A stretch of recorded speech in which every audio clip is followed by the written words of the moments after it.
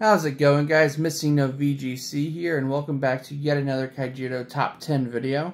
This will mark our 50th Kaijudo video on the channel, which means I have somehow managed to make 50 videos on a card game that died 10 years ago.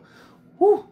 So, like the spell list, there's definitely cards that may be questionable. Like I said, it's by no means supposed to be a top 10 list of like the best cards in the game.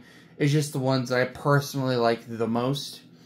So, yeah, short intro. Let's just go ahead and hop on into this. We're going to start things off with number 10, and we have Targusher. 3 for 1500. It seems pretty bad, but it has Slayer and Gunk Up. So whenever this creature loses a battle, it kills whatever killed it. And then whenever this creature is banished, taps something else. So it takes out 2 things on its way out, and that's pretty good. This combo is super good with Grand Manipulator Agorix, cards like that. This card is all over, just really cool. I play it in a lot of decks that play Light and Dark. And this card is really fun if you mix it with something like General Doorzen, which turns it into a blocker. So you have a blocker with Slayer that taps when it dies. That's really good.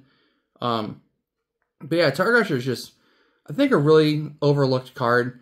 Like, I know a lot of people play it, but like I don't think enough people respect it the way that they should. And so yeah, Targusher makes it into my top 10 list.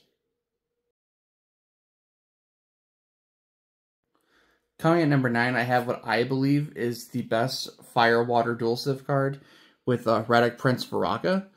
It's an 8 for 9000 with Fast Attack and Double Breaker. It gives all your other creatures Fast Attack, so that's really nice. And at the end of your turn, you can choose one of your creatures and bounce it back to your hand. So you can bounce it back to avoid it being killed by something bigger than it your next turn or opponent's next turn. You can bounce back a card that whose ability you like to recycle. Personally, what we do the most is we bounce back Cassiopeia Starborn and have this infinite lock of just anything they have on the field is just permanently tapped. And then since he's still on the field when Cassiopeia is played, the next turn Cassiopeia is a triple breaker with Fast Attack that locks down an entire board. So that's pretty nice. So yeah, this card's really cool. It's also a dragon, so it gets all the benefits of playing it with birds. You get the protection from Lux, the draws off of Nyx, the cost reduction off of the birds. It's really good. You can play it off of Herald of Infernus. It's just a really good card. I know a lot of people don't really like it, but I think they're wrong. So yeah, number 9, Radic Prince Varaka.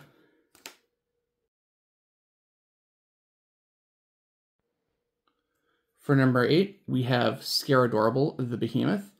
I absolutely love Terror Pit and Brute Trap. Spoilers for the spell video. And this card is both of those in one. However, it's also a triple breaker with 12,000 power that can attack the turn that it's played. So that's really cool. The biggest issue with this card is it is a Vortex Evolution. And honestly, 9 times out of 10, you'd probably just be better off playing something like Trox the Merciless or something like that. Because, you know, Trox is just really good. But I love the artwork for Scaradorable the Behemoth. I like that it's just like more or less a mirror with just like a giant demon in the middle. It's pretty cool. I like trying to play this card as much as I possibly can. I know it's not the best card, and there's probably better ones that require less commitment. But I really vibe with this card, and I want to try and play with it more. But that's a lot easier said than done.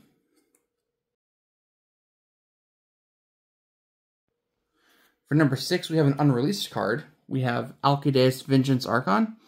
It is a 2 for 6500 Vortex Evolution that evolves on top of your Light or Darks, has Double Breaker, and its unleash effect is if you detach a light card, you tap all your enemy's creatures, and if you detach a dark card, you banish a tapped enemy creature.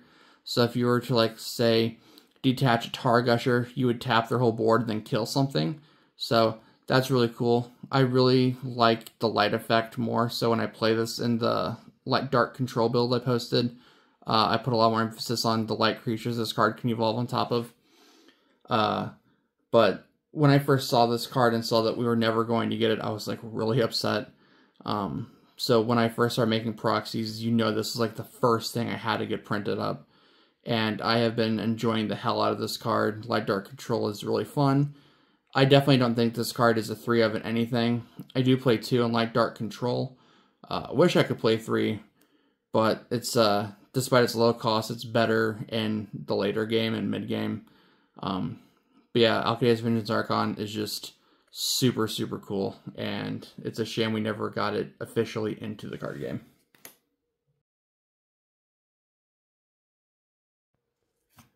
At the bubble for number 6, we have Infernus the Awakened. We all know what Infernus is. This card is amazing. Its ability to just prevent your opponent from playing anything with 4,000 of power is just actually really good. There's a video where my brother beat me a game when I was playing Megabugs. He dropped this, and I was incapable of playing anything aside from Swordhorn. So that ended terribly for me that round. But this card is just super good. I mean, it had a whole set named after it, so there's that. Also, Triple Breaker. It kills something when it enters and when it attacks. So, it's just a really good card. There's not really much to say about Infernus just because, you know, it's Infernus. But sadly, it didn't quite make the top 5.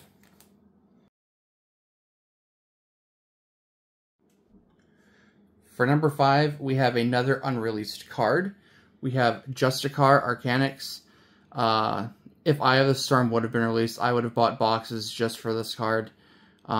6 for 6,000. I already like that because those are Lyra stats. It's got Double Breaker. It's also with the Lyra theme. But it also has Blocker. It makes all shields in your, all spells in your shield zone have Shield Blast. And then its next ability can stack while he's out in play. All of your spells cost 2 less mana to cast. But you have to tap at least 1 mana to cast each one.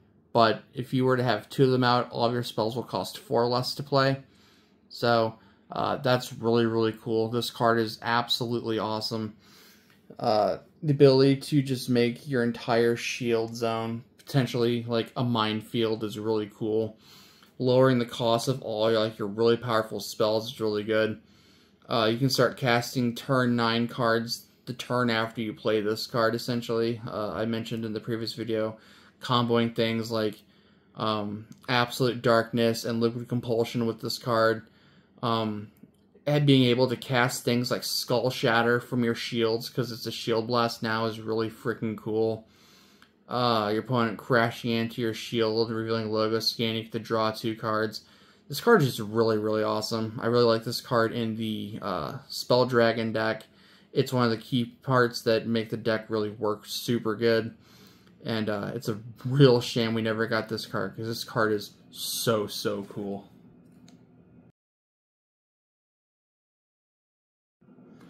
Coming in at number 4 is another card that I think a lot of people will disagree is a bad card. But I absolutely love Kendrix the Psionic. It's basically a bulkier, yet worse Emperor Neuron, I guess, in a way. 6 for 9,000 evolution creature that evolves on top of any of your dragons with Double Breaker. It can't be blocked when it attacks, so that's super cool. But instead of being able to draw things when you attack, at the end of your turn, you can draw a card for every shield that was broken that turn. So provided they don't hit you like a Terror Pit or a Root Trap, if you play this card, you're swinging in and you're getting at least 2 draws at the end of the turn, which is really cool. I feel like this card is mostly in here for nostalgia, because before I could afford the other good dragons like Andromeda and stuff, I was still playing like some weird version of Aqua Saberbolt, but I threw this card in and it did a lot of work. The deck build was really janky. It played like Spellbane Dragon and shit too, and it was terrible. But I really like this card. It did a lot for me back in the day, and I really love the colors, like that dark royal blue with like the crimson red and like the lightning. Like the card on this is just like top tier. So Kendrick is in my top 4 absolutely, and I think people should respect this card a little bit more. Okay, so the top 3 cards was definitely the hardest thing I've had to do in terms of anything in this game. But number 3, as much as it hurts me to say, has to go to Kurgar of the Hordes. I've posted a couple of Kurgar decks in this on this channel, and they're always some of my favorites to play when I'm out with friends. 9 for 12,000 triple breaker that every time you put a card in the mana zone, you reveal a top card of your deck, and if it's a creature, play it for free. That's really good. My last video of my brother and I playing, I was showing off this deck in a 60-card Kurgar pile variant that played no spells. It's just a giant 60-card deck of nothing but creatures, and it really shows off just like how stupid Kurgar can get since its ability isn't once per turn. Like, I ended up decking myself out because, well, I would have. I won. I said that in the video. I won. But if I would have kept going, I would have ended up decking myself out because Kurgar's resolving so many times. I kept getting so much mana. This card is just super, super cool, and I absolutely love it. Shout out to Sammy Huda for just, like, I don't know, just making this card just seem really, really cool and competitive. And, yeah, I'm really sad this is only, like, 3 in my top 10, but the other 2 are just, like, so amazing, and I just love them so much.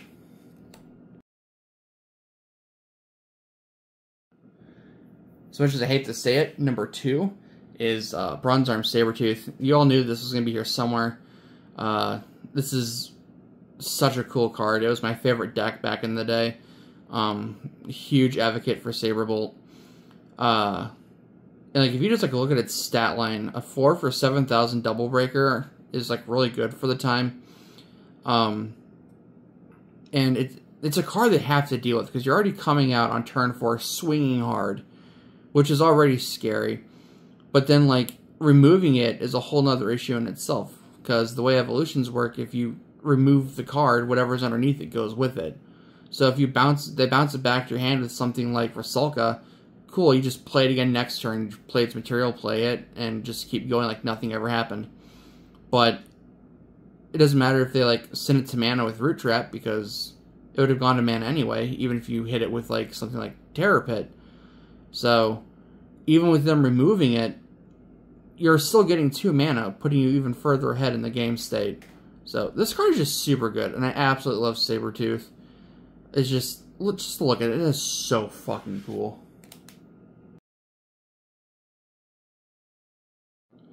Before we get to number 1, we have some honorable mentions, starting with Caius of Cloud Legion. First of all, this card looks sick. I'm really a big fan of, like, the angelic design with, like, the lightning and, like, the giant holy blades. It's really cool. It's an 8 for 9,000 creature with Double Breaker that says all that creatures in your shields have Shield Blast. This card has so much potential, but the probability of it actually fulfilling its goal is relatively low. Ideally, the dream is your opponent goes in for, like, a double break, and you get to shit out an Andromeda and a Haven out of your shields.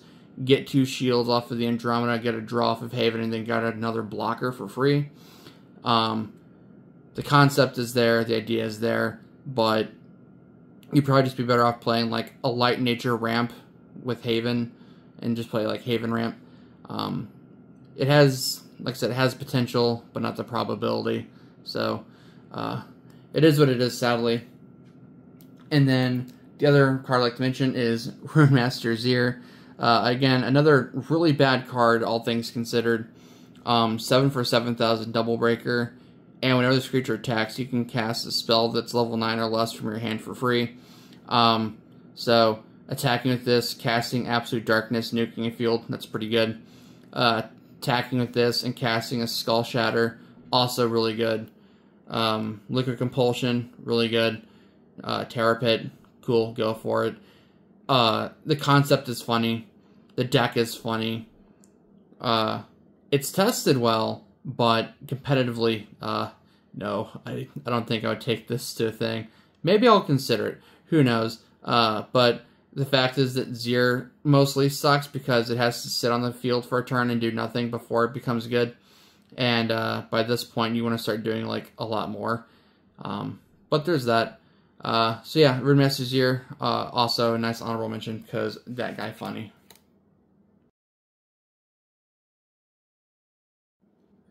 And finally, at number 1, I have to give my favorite card slot to Cassiopeia Starborn. Again, the Angelic Dragon with the Holy Blades, it's really cool. It's 10 for 12,500 triple breaker that just locks down an entire field. That's disgusting. Getting to keep reusing its effects with Viraka, also really disgusting. It's like one of my favorite plays to do. The artist that did this card is also the same person that did the art for Alcadaeus Vengeance Archon, so good for you, Nin. But yeah, this card is just so cool. I absolutely love it. I play this card as often as I can. There are times where it's definitely not optimal because how often are you going to get to turn 10 in a game that's going so fast? But, yeah, Cassiopeia Starborn absolutely had to be number 1. It was really close with the Sabretooth, but, yeah, Cassiopeia, this card is just way too cool.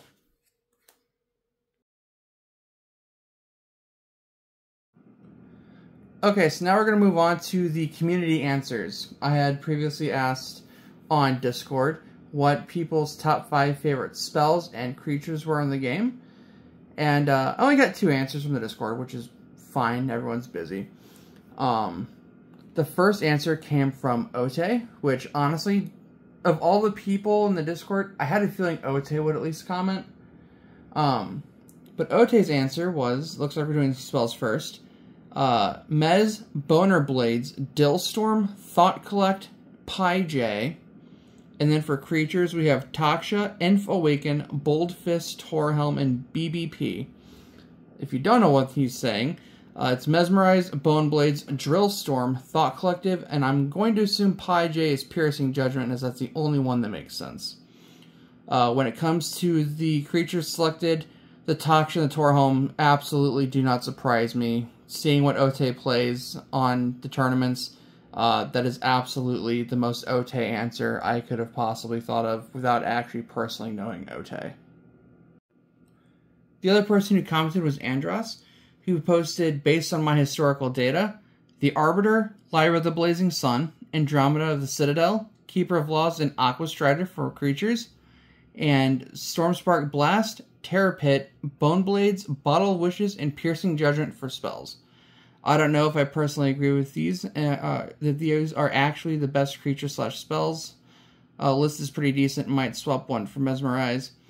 So I'm not sure if this is based off of what Andros has played, or if Andros is looking over the game as a whole for the top 5 of each. I know Andros really likes to mess with numbers, but either way, I appreciate you being a part of this.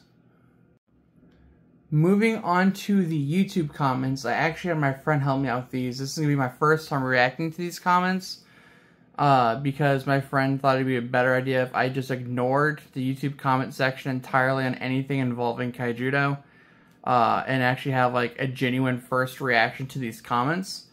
So I avoided it, and he would take screenshots and send them to me. So he emailed me a list. So this is my first time going through these. So first up we have Biscuit Senpai, who commented Tendril Grasp, Repulse, Verdant Helix, Terror Pit, Root Trap. Okay, so that's it for spells. I agree with a lot of those, actually. And for creatures, we have Underworld Stalker, Broodmother, Emperor Neuron, Shock and Awe, bruh. That's a card I forgot existed. Holy shit. And Bronze Arm Sabretooth. Yes. This person understands entirely. They know what's good. Next we have Akatsuki Jirachi, who says Full Metal Lemon, Grand Manipulator Agurix, Boulder Fist, Blinder Beetle Prime, and Emperor Neuron for their creatures. And we have Jump Jets, Oathsworn Call, Mesmerize, Terror Pit, and Sprout. And they also ask, where did you get the Wild Mat? The playmat I got from backing at Kickstarter for Epic Spell Wars of the Battle Wizards Annihilageddon 3 Satanic Panic. If you backed, I think it was the Devil tier, you got the game, that playmat, like 300 sleeves, and another game called Epic Spell Wars of the Battle Wizards Anarchy in the Arena. So that's all I got that mat, and it's a huge mat. So I really like using it when I can. Haven't played the game yet, but really looking forward to it. Lord Silly Nerps, why'd you change your name, Silly Nipples? Commented saying, in no particular order, spells are Sprout, Bottle of Wishes, Terror Pit, Logo Scan, and Comet Missile, peak flavor text. I absolutely agree. It is peak flavor text. For creatures, we have the Hive Queen, Vang, Scaradorb of Loomhollow, Major Ow, and Lyra. Hive Queen is really good. I should have had an honorable mention for Hive Queen. Hive Queen is really, really nice. Sprite Blue Bruh commented, oh dang, this is hard. Queen Kalima, Tricky Turnip, Cyber Scamp, Andromeda, and Lyra for their creatures. And for spells, we have Skull Shatter, Mark of Kalima, Piercing Judgment, Veil Vortex, and Absolute Incineration. You strike me as a Kalima player. Also, will we be getting competitive Beyblade content? Also, did you see that Wizard Rod and Drenbuster have been spotted on US shelves? Actually, yes, I did see that. First of all, no, we will not be getting competitive Beyblade content on here. It's just something I just want to do for fun. And I feel adding a Beyblade audience to a Dead Card Game audience and a Pokemon ROM hack audience isn't really going to mesh well. Every time I upload a Kaijudo video, like, a good chunk of Pokemon people end up leaving. So I don't want to try and mix too many things into one. But I did see that Wizard and Dran have been seen in Illinois. And I'm pretty excited about that because I was just talking about importing them in the last video. So when I'll get those, I don't know, because the store they're being sold in is like a 5-hour drive for me. And I'm not that committed to get Wizard just yet. But I am definitely going to get that Wizard at some point. Absolute Merit commented, I'm pretty new to the game, so haven't had much experience, so I can only give a top 5 overall, which is perfectly fine. From what I have, Bone Blades, Bronze Arm Sabertooth, yes, Hydra Medusa, Water Spout Gargoyle, and Aqua Seneschal are my favorites. You strike me as an Evo Fury player, and I really like you for that, because Evo Fury is fantastic. And then moving on to the last bit of this, I have pulled up a post that I put on the Kaijudo Facebook almost exactly 4 years ago to the day, where I asked, curious to what everyone's top favorite creatures were. In order, mine are, and then this top 5 list is completely different from what I had just said. So for number 5, I had Major Ow and Lyra as a tie. For 4, I have Kurigar. 3 is Andromeda, 2 was Queen Kalima, and number 1 was still Cassiopeia Starborn. Most of those aren't even on this list anymore, and Kurigar actually got bumped up. Also, where the hell is Bronze Arm Sabertooth? I'm not entirely sure what I was thinking when I posted this 4 years ago. But yeah, that's a list, I suppose.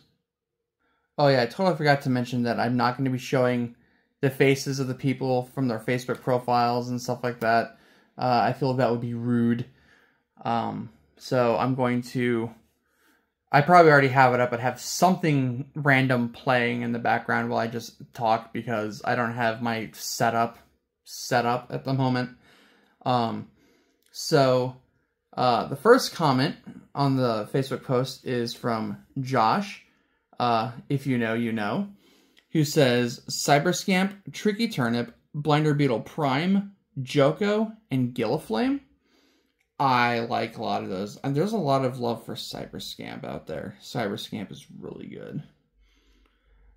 Next we have Mark. Again, if you know, you know. With Queen Kalima, Andromeda of the Citadel, Serpent's Spirit Shifter, Grand Manipulator Agorix, and Repulse. Shoutouts to Hydra Medusa, Megaria the Deceiver, and Spire Puppet. Spire Puppet was really close to being on my list too. I really, really like Spire Puppet. Sammy commented, Sprout, Sprout, Sprout, Sprout, Lepidos, Sprout, and Sprout. Fantastic. Rob the Goat commented, Draco Mech Commander, Corvus Dragon. I really want to do something with Corvus Dragon. Corvus Dragon's pretty neat. Magris, Blinder Beetle Prime, and Psychic Predator Rusalka. I'm kind of surprised we didn't see Psychic Predator Rusalka more in these lists. We haven't seen a lot of Prime, though, which is both understandable but also kind of sad. And it looks like last we have Daniel, who commented Boulder Fist, General Finbar, the Hive Queen, Kurgar of the Hordes, and Bad Apple. I really wish Corrupted were better. But yeah, that's the video. Thanks for watching. I appreciate anyone who sticks around. 50 Kaijudo videos is pretty cool. I want to definitely keep making more Kaijudo videos. I have no intention on stopping or slowing down anytime soon. I just gotta stop being lazy and find time to do more stuff. But that's a me issue. But anyway, thank you for the comments. Thank you for sticking around for so many videos and still being around today. It's really cool that we still have an albeit small community, but a community nonetheless. And that's just really, really awesome. Anyway, I'll catch you guys later. And yeah, missing now out.